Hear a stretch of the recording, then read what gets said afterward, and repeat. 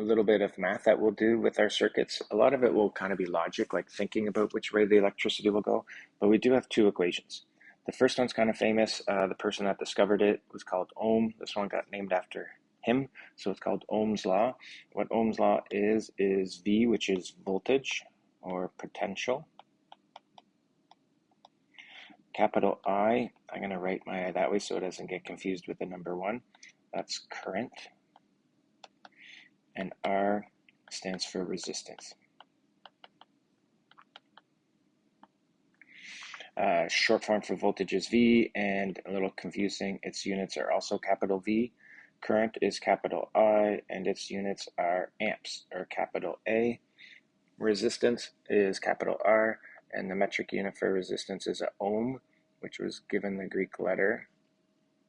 Kind of a funny thing, since they named it after the person Ohm, this Greek letter is omega, or if you kind of pronounce it quickly, it's a omega. So since it started with the sound ohm, omega, they used the Greek letter omega for Ohm's law for resistance. Basically what Ohm's law says is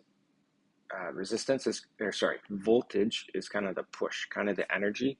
The bigger the voltage, the more current you're going to get, which should kind of make sense. If you push the electrons around really hard, you're going to get more current than if you don't push them really hard. There's no constants, nothing weird in there, just voltage equals I times R. The second equation we're going to use is an equation for electrical power. Power connects to current and voltage. So P, we haven't seen P yet. P stands for power. The metric unit for power are watts. You've heard of power before. The non-metric unit is horsepower, but we'll go with the metric unit of watts, and literally just define power out of an electric circuit. If we know the current and the voltage, multiplying those two together will tell us the electrical power. A little bit more, there's no real equations for these. You could Google them and you'll find people have tried to write equations, but this guy named Kirchhoff came up with 2 rules for solving circuits. One was to do with junctions. If we have electricity flowing through a wire and it gets to a point where the electricity could split, maybe some go one way through a resistor, some electricity go another way through a resistor. Basically what Kirchhoff's current rule said is however many amps are flowing into that junction, then the same number of amps have to flow out.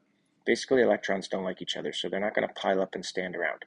If 5 amps roll into this point, kind of coming from the left, then the electricity that leaves this has to add up to 5 amps.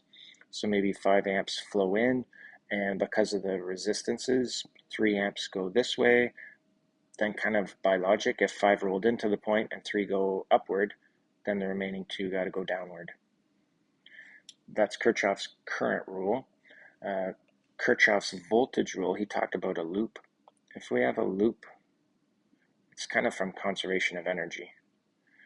If we have a closed loop, whatever voltage the battery puts in, the resistors team up and they take out that voltage. If this battery was a 12-volt battery, if we somehow figured out that the first resistor took out 8 volts, if we put in 12, we have to take out a full 12. So if we put in 12, if the first one takes out 8, then a little arithmetic, that means there's 4 volts left for the second one to take out. That's how Kirchhoff's voltage rule works. I sometimes think about it as stairs. If the battery is like going up some stairs, like if you go up 12 steps and then you come down 8 steps, if you're going to go back around to where you started, if you went up 12 steps, altogether you got to come back down 12 steps to get to where you started. So if the dropping of steps over here is 8, then there's got to be 4 more steps for you to go down there. Going to pause here and then we'll apply those rules and equations to solve some circuits.